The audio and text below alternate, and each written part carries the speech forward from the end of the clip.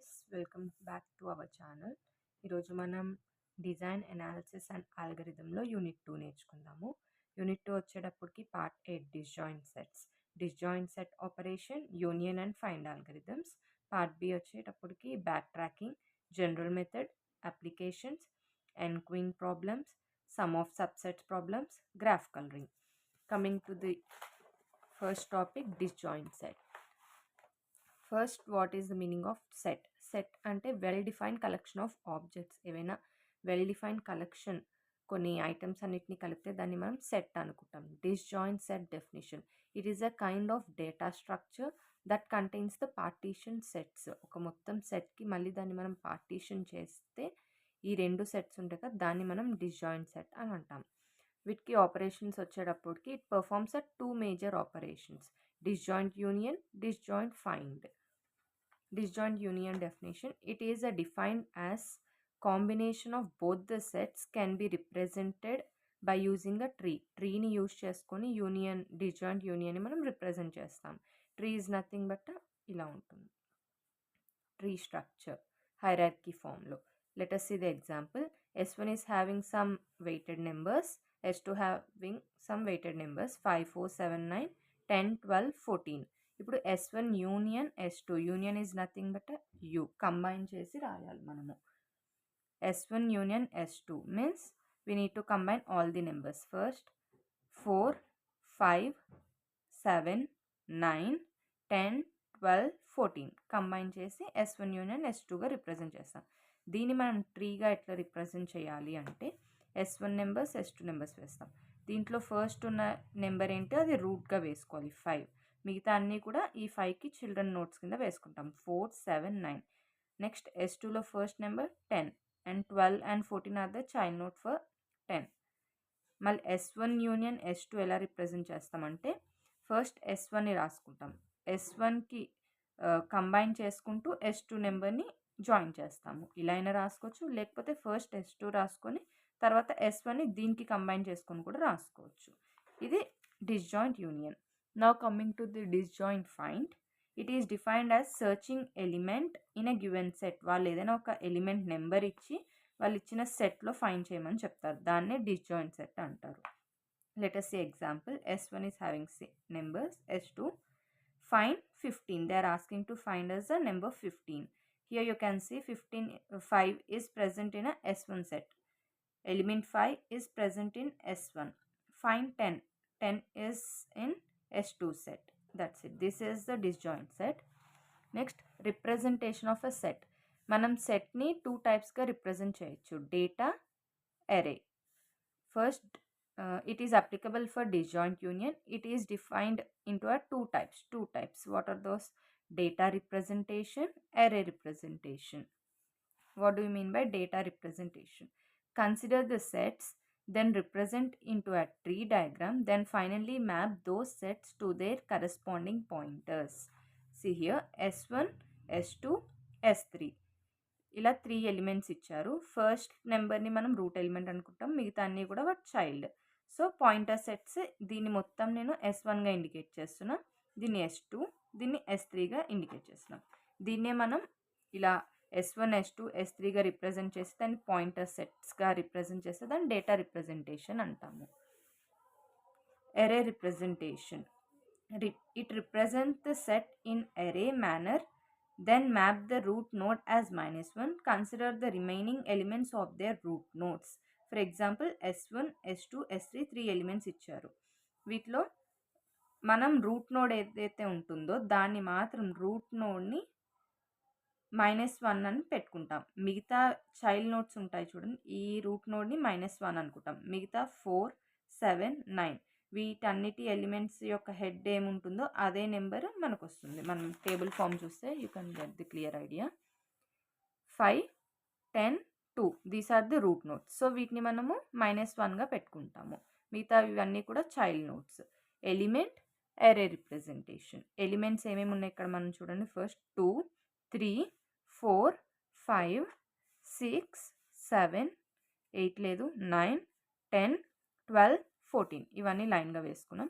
ఎరే representation, దీన్ని మనం topic ఎరే కాబట్టి ఎరే రిప్రజెంటేషన్ కాబట్టి ఎరే రిప్రజెంటేషన్. ఫస్ట్ 2 అనేది ఉంది. 2 ఎక్కడుంది? ఇక్కడ ఉంది. 2 is the root element. So -1గా పెట్టుకుంటాం. నెక్స్ట్ 3 ఇక్కడ ఉంది. 3 అనేది చైల్డ్ నోడ్. చైల్డ్ నోడ్ యొక్క పేరెంట్ ఏముంది? 2 కాబట్టి మనం దీన్ని 2గా పెట్టుకుంటాం array representation. Next 4 is the child node. Child node యొక్క హెడ్ ఎవరు ఉన్నారు? 5 కాబట్టి 5గా పెట్టుకుంటాము. నెక్స్ట్ 5 ఎక్కడుంది? 5 ఈజ్ ద రూట్ నోడ్ కాబట్టి -1 పెట్టుకుంటాము. నెక్స్ట్ 5 ఆఫ్టర్ 6 ఉంది. 6 చైల్డ్ నోడ్ యొక్క పేరెంట్ ఎవరు ఉన్నారు? 2. సో 2గా పెట్టుకున్నాం. సేమ్ ఇవన్నీ కూడా అంతే. ఆల్గరిథం ఫర్ యూనియన్కి algorithm for simple union I, J. మనం 2 ఎలిమెంట్స్ తీసుకుంటాం కాబట్టి I, J. P of I equals to J, close the brackets. అంతే, ఇది యూనియన్కి. నెక్స్ట్ ఫైండ్కి వచ్చేటప్పటికి find I and set node. మళ్ళీ ఇక్కడ మనం ఏమంటారు, ఫైండ్ నోడ్లో వాళ్ళు ఇచ్చే ఎలిమెంట్ని మనం ఫైండ్ చేస్తాం కాబట్టి first find of I, return set node, brackets close. That's it. This is the algorithm for find. Next weighted union operation. ఇవి 2 మార్క్స్కి అడిగే ఛాన్సెస్ ఉంటాయి. ఇది ఏం లేదు, the performance of simple union operation can be improved by weighted union operation. Union ఆపరేషన్ని improve చేయడానికి మనకి వెయిటెడ్ యూనియన్ అనే దాన్ని యూజ్ చేస్తాము. With the tree with a root I has number of nodes that are less then a tree with a root J, then the tree with a node J becomes a parent of I. P of parent of J otherwise greater or equal to the condition. మనం ఇక్కడ example చూద్దాము. వాళ్ళు tree S1లో కొన్ని numbers ఇచ్చారు, S2లో కొన్ని numbers ఇచ్చారు. Tree representation మనకు తెలిసింది. ఫస్ట్ ఏ ఎలిమెంట్ ఉంటుందో దాన్ని రూట్గా పెట్టుకుంటాం, మిగతాన్ని చైల్డ్ నోడ్స్గా పెట్టుకుంటాం. ఇక్కడ మొత్తం ఎన్ని ఉన్నాయి? ఇక్కడ చైల్డ్ నోట్స్ ఎన్ని ఉన్నాయి? మొత్తం 3 ఉన్నాయి. 1, 2, 3. So wait 3.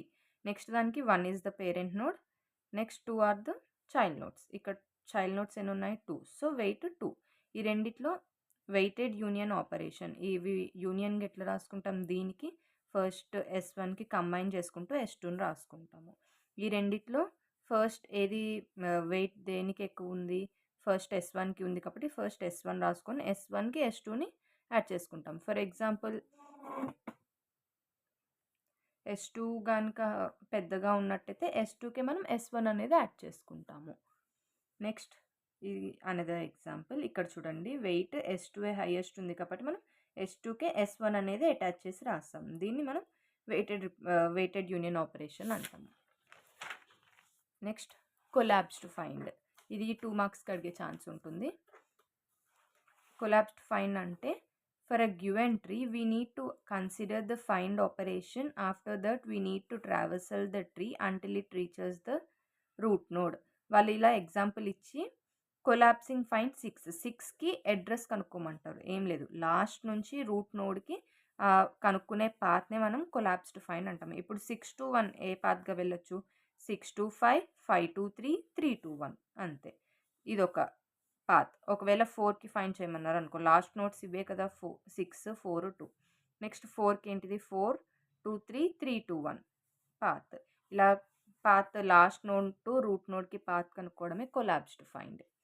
నెక్స్ట్ పార్ట్, ఇది part B, backtracking general method. Backtracking general మెథడ్లో మనకి మొత్తం 2 టైప్స్ ఉంటాయి, implicit, explicit. Backtracking uses a brute force approach to solve the problems. ఈ బ్యాక్ ట్రాకింగ్ అనేది బ్రూట్ ఫోర్స్ అప్రోచ్ని follow అవ్విద్ది వాళ్ళు ఇచ్చే ప్రాబ్లమ్స్ని సాల్వ్ చేయడానికి. Backtracking says that for any given problem it generate all possible solution and pack one desired solution or a feasible solution.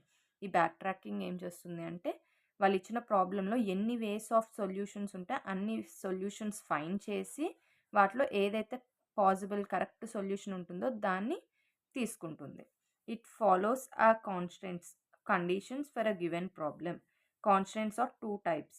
దీంట్లో 2 types of constraints ఉంటాయి, అంటే 2 types of conditions ఉంటాయి, implicit and explicit. It uses a optimum solution.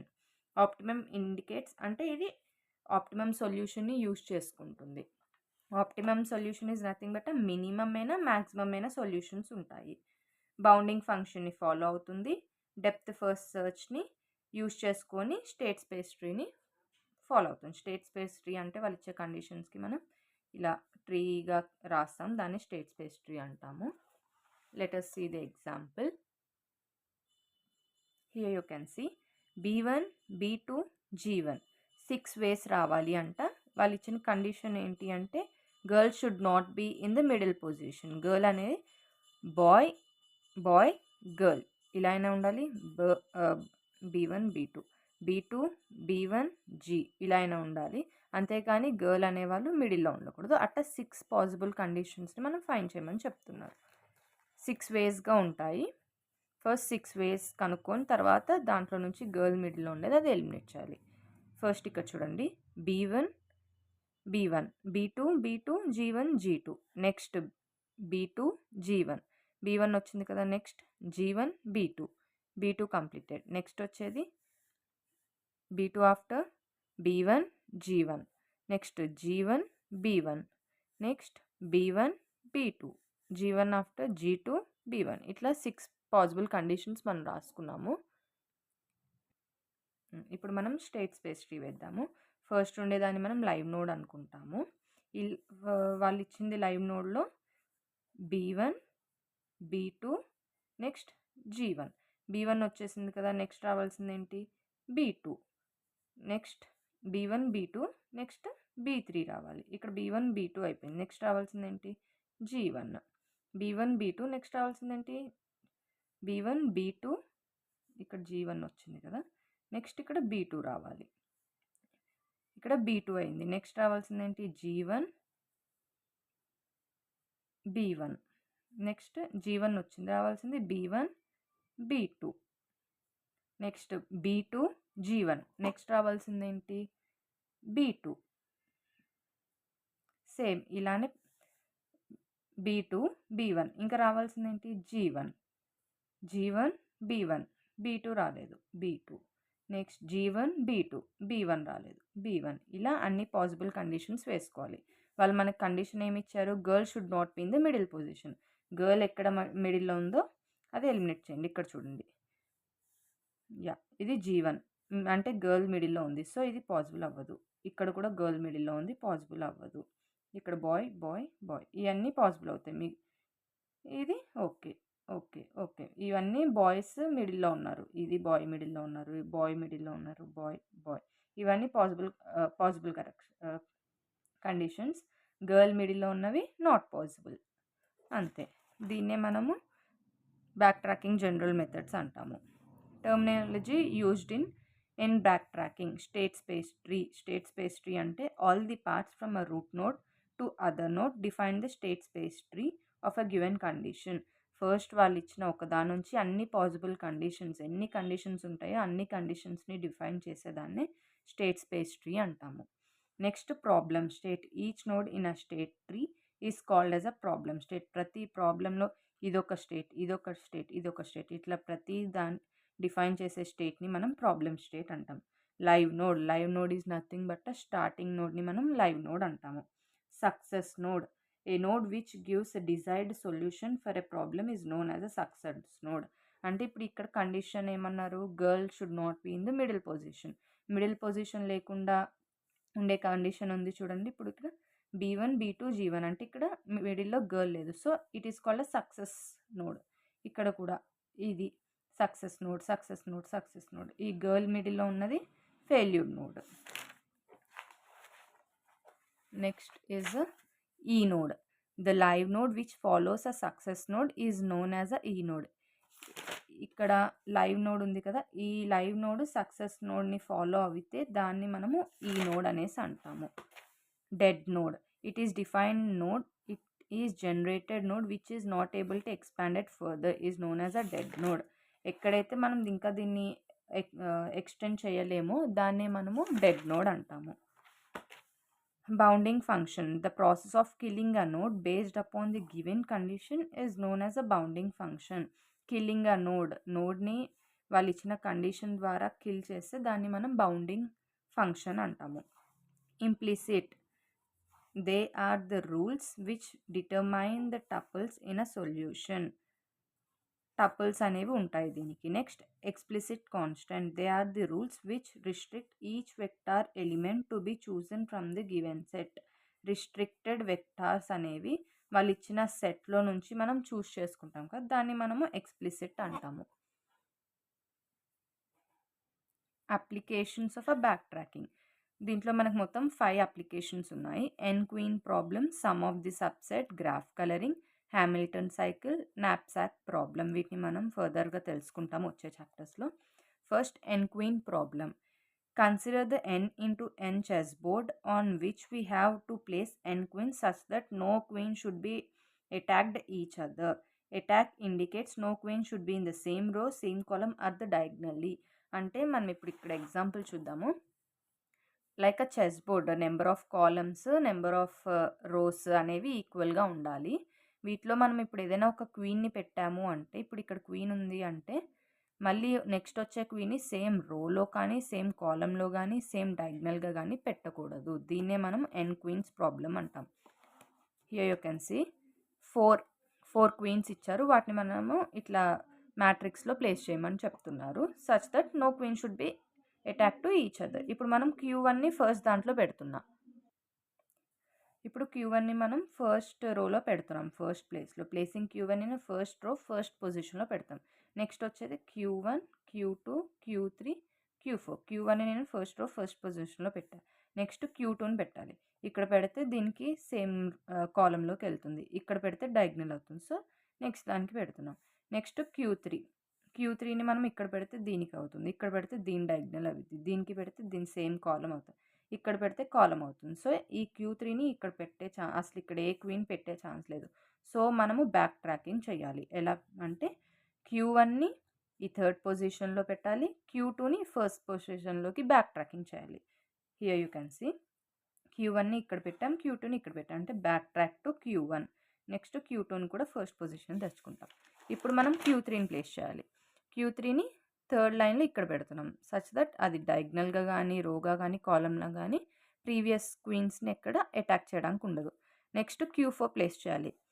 Q4ని ఇక్కడ పెడితే దీనికి attack అవుతుంది, ఇక్కడ పెడితే దీని డయాగ్నల్గా అటాక్ అవుతుంది, ఇక్కడ పెడితే ఎవరికి డిస్టర్బ్ అవ్వచ్చు. చూడండి, డయాగ్నల్గా కానీ ఇక్కడ కానీ ఎక్కడ అవ్వదు. So place the Q4. ఇక్కడ పెడితే ఓకే, ఇక్కడ పెట్టాము. Q4ని ఇక్కడ ప్లేస్ చేసాము. నెక్స్ట్ మనకు వచ్చిన సొల్యూషన్ ఏంటి? ఇక్కడ 3, 1, 2, 3 థర్డ్ పొజిషన్ 3, Q2ని ఫస్ట్ పొజిషన్ 4, 2. దీనికి ఇదొక సొల్యూషన్. నెక్స్ట్ దీన్నే రివర్స్గా అంటే మిర్రర్గా రాసుకుంటే అది ఇంకొక సొల్యూషన్ ఉంటుంది. అంటే 2, 4, 1, 3 దీన్నే రివర్స్గా రాసుకుంటే ఇది another solution. 2 types of solutions ఉంటాయి. స్టేట్ స్పేస్ ట్రీని గీయాలి మనం ఇప్పుడు. ఫస్ట్ లైవ్ నోడ్ మనకి మొత్తం 4 ఉన్నాయి. Q1, Q2, Q3, Q4. So 1, 2, 3, 4.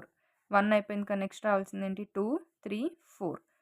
Next ఇక్కడ 2 అయిపోయింది, నెక్స్ట్ రావాల్సింది 1, 3, 4. 3 అయిపోయింది, నెక్స్ట్ 1, 2, 4. 4 అయిపోయింది, 1, 2, 3. 1, 2. నెక్స్ట్ రావాల్సింది ఏంటి? 3, 4. 3, 4 వేసాం. 1, 2 అయినాయి. ఇంకా లేనివి ఏంటి? 3, 4 అవ్వలే కదా, 3, 4 వేసుకుంటాం. 1, 3 అయింది. నెక్స్ట్ రాలేనివి ఏంటివి? 3, 4. 1, 3 అయిపోయింది. నెక్స్ట్ రాలేనివి 2, 4. 2, 4. 1, 3 అయిపోయింది. నెక్స్ట్ లేనివి ఇది 2, 4 వేసాం కాబట్టి ఇక్కడ మనం కాస్త రివర్స్గా వేసుకుంటాం, 4, 2గా. 1, 4 లేనివి ఏంటివి? 2, 3. 2, 3 వేసుకుంటాం, ఇటు పక్కగా రివర్స్ వేసుకుంటాం. సో ఇవన్నీ కూడా అంతే. వీళ్ళు మనకి ఇచ్చారు కదా 3, 1, 4, 2 అని మనకి ఇక్కడ ఒక కండిషన్ వచ్చింది కదా, దాన్ని ఇక్కడ మనం మ్యాప్ చేయాలి. ఇక్కడ ఫస్ట్ 2, 4, 1, 3. 2, 4, 1, 3 ఇదొక సొల్యూషన్. నెక్స్ట్ 3, 1, 4, 2.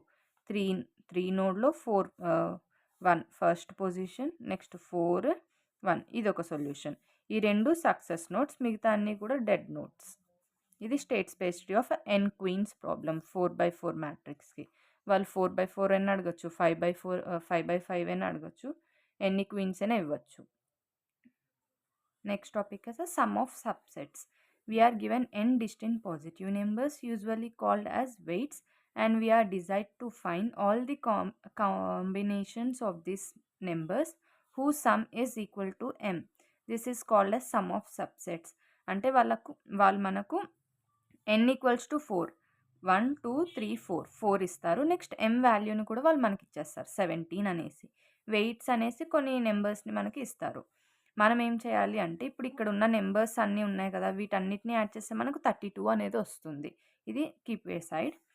వీటిట్లో ఏవైనా నెంబర్స్ యాడ్ చేస్తే మనకు m వాల్యూ రావాలి. ఇక్కడ చూడండి 2, 7, 8 ఈ మూడిటిని మనం యాడ్ చేస్తే 17 వస్తుంది. నెక్స్ట్ ఇంకొక సొల్యూషన్ ఏంటి 15 + 2 కూడా 17 వస్తుంది. 7 + 8 15 వస్తుంది. మనకు కావాల్సింది 17. సో, వాళ్ళిచ్చిన నెంబర్స్ అన్నిట్లో కూడా ఏవైనా నెంబర్స్ యాడ్ చేస్తే వాళ్ళిచ్చిన m వాల్యూ మనకు రావాలి. దీన్ని సమ్ ఆఫ్ సబ్సెట్స్ అంటాము. ఇప్పుడు స్టెప్స్ ఫర్ డిజైనింగ్ చూడండి. Step 1 let us take a right part as 0. వాళ్ళిచ్చిన దాంట్లో మనం ఫస్ట్ రైట్ పార్ట్‌ని 0 అనుకుంటాము. లెఫ్ట్ పార్ట్‌ని 1 అనుకుంటాము. Build the tree levels based upon the given input. వాళ్ళిచ్చిన ఇన్పుట్ వాల్యూస్ బట్టి మనం ట్రీని వేసుకోవాలి. In 1 it has a 2 parts. 1లో కూడా మళ్ళీ మనకు 2 పార్ట్స్ ఉంటాయి. లెఫ్ట్, రైట్ ఉంటుంది. లెఫ్ట్ ఒకవేళ ఉంటే add corresponding x value. Right అయితే సబ్ట్రాక్ట్ కరస్పాండింగ్ వాల్యూ. నెక్స్ట్ లెఫ్ట్‌లో ఉంటే యాడ్ కరస్పాండింగ్ x వాల్యూ. రైట్‌లో ఉంటే subtract the corresponding x value. అదే 0కి అయితే it has a 2 parts same దీనిలాగే. లెఫ్ట్‌లో అయితే కాపీ. ఇది యాడ్ చేయాలి, ఇక్కడ సబ్ట్రాక్ట్ చేయాలి. ఇక్కడ కాపీ ద ప్రీవియస్ వాల్యూ. రైట్‌లో అయితే subtract the corresponding x value. మనం ఎగ్జాంపుల్ చూస్తే మనకి అర్థమవుద్ది. చూడండి. ఈ యొక్క టేబుల్ నేర్చుకోండి మీరు. లెఫ్ట్‌లో 1, రైట్‌లో 0. మళ్ళీ 1కి కూడా 2 పార్ట్స్ ఉంటాయి. Left, right. 0కి కూడా left, right. Add, subtract, copy, subtract. 1 0. Left, right, left, right. Add, subtract, copy, subtract. ఈ టేబుల్ నేర్చుకున్నారంటే ఏ ఎగ్జాంపుల్ ఇచ్చినా ఈజీగా చేయొచ్చు. ఇక్కడ మనకి ఫస్ట్ 0 వేసుకుంటాం. ఫస్ట్ వాల్యూ 0గానే తీసుకుంటాము. నెక్స్ట్ ఇక్కడ మనకి ఎగ్జాంపుల్‌లో వాళ్ళు మనకి వాల్యూస్ ఇచ్చారు కదా! 2, 7, 8, 15 ఇవన్నీ యాడ్ చేస్తే మనకు 32 వస్తుంది. ఆ 32 వాల్యూని మనము ఇక్కడ వేసుకుంటాం 32 అనేసి. అయితే మధ్యలో ఫస్ట్ స్టెప్ కాబట్టి ఫస్ట్ పాసిబుల్ స్టేట్ కాబట్టి 1 పెట్టుకుంటాము. నెక్స్ట్ దానికి 2 పెట్టుకుంటాం. నెక్స్ట్ 3 మధ్యలో వాల్యూస్ అని థర్డ్ స్టేట్ అయితే థర్డ్, ఫోర్త్ స్టేట్ అయితే ఫోర్త్, మధ్యలో ఫిఫ్త్ అయితే ఫిఫ్త్. అలా ఎన్ని స్టేట్స్ వస్తే మిడిల్ నెంబర్ అన్నో లెవెల్ నెంబర్ ఇక్కడ పెట్టుకుంటాము. నెక్స్ట్ ఇక్కడ 32 ఇవన్నీ వాళ్ళు ఇచ్చిన నెంబర్స్ అని యాడ్ చేసి ఆ 32 మనం ఇక్కడ వేసుకుంటాము. చెప్పాను కదా! లెఫ్ట్‌లో 1, రైట్‌లో 0. 1 0 ఓకే. నెక్స్ట్ 1లో కూడా 2 పార్ట్స్ ఉంటాయి. Left, right. ఒకవేళ లెఫ్ట్‌లో ఉంటే మనకి వాళ్ళు వాల్యూస్ ఇక్కడ ఇచ్చారు కదా! 2, 7, 8, 15 అని. x1 ఇది x1, ఇది x2, x3, x4 first state ఇది ఫస్ట్ లెవెల్‌లో కాబట్టి ఫస్ట్ వాల్యూ ఏముంది 2 ఉంది. ఆ 2 వాల్యూ ఇక్కడ వేసుకుంటాము. x1 వాల్యూ 2 అని వేసుకుంటాము. ఈ 1కి లెఫ్ట్, రైట్ ఉంది. లెఫ్ట్ ఉన్నప్పుడు ఏం చేయాలి? Add the corresponding x value same. ఇక్కడ ఈ 0 ఉంది కదా! ఈ 0కి మనకొచ్చిన x వాల్యూని యాడ్ చేయాలి. 0 + 2 2 వేసుకుంటాం. ఈ మిడిల్‌లో సెకండ్ స్టేట్ కాబట్టి 2 అని వేసుకుంటాం. నెక్స్ట్ రైట్‌కొచ్చేటప్పటికి subtract the corresponding x value. మనకి ఈ 2 ఉంది కదా! ఈ 2ని ఈ 32కి మైనస్ చేయాలి. ఇక్కడున్న 32లో నుంచి 2 పోతే ఎంత? 30 అంతే ఇది. నెక్స్ట్ 0కొచ్చేటప్పటికి లెఫ్ట్, రైట్. లెఫ్ట్‌లో ఏముంది? Copy the previous value. Same ఈ పాత వాల్యూ ఏముందో సేమ్ అదే వాల్యూ కాపీ చేస్తాం. రైట్‌కొచ్చేటప్పటికి subtract the corresponding x value. మనకి x వాల్యూ ఏంటి? 2. 32లో నుంచి 2 పోతే 30 ఇంతే. నెక్స్ట్ మళ్ళీ థర్డ్ స్టేట్‌కొచ్చేటప్పటికి థర్డ్‌ది ఏంటిది? x2 value 7. ఓకే. 7 వేసుకుంటాము. ఇది థర్డ్ స్టేట్ కాబట్టి మిడిల్‌లో 3 అని వేసుకుంటాము. ఇటు ఇది రైట్, ఇది లెఫ్ట్. రైట్‌కొస్తే ఏముంటది? Add the corresponding x value. మనకు పాత వాల్యూ ఏముంది? 2. ఈ మనకున్న ఇప్పుడు ఫస్ట్ వాల్యూ ఏంటి? 7. 7 + 2 9 ఓకే. లెఫ్ట్‌కొచ్చేటప్పటికి subtract the corresponding x value. Previous value ఏముంది? 30. ఈ 30లో నుంచి 7 పోతే 23 ఇంతే. ఏం లేదు. ఈ పాత ఉన్న మిడిల్‌లో నెంబర్ తోటి మనకొచ్చిన కొత్త నెంబర్‌ని ఫస్ట్ ఇక్కడ యాడ్ ఇక్కడున్న నెంబర్‌కి 2 యాడ్ చేస్తాము. నెక్స్ట్ నెంబర్‌కి 2 మైనస్ చేస్తాం. లెఫ్ట్‌కొచ్చేటప్పటికి copy the previous value as same. పాత వాల్యూ ఏముంది? 2. అదే 2 సేమ్ ఇక్కడ వేస్తాము. ఇటు వచ్చేటప్పటికి సబ్ట్రాక్ట్ ద ప్రీవియస్ వాల్యూ.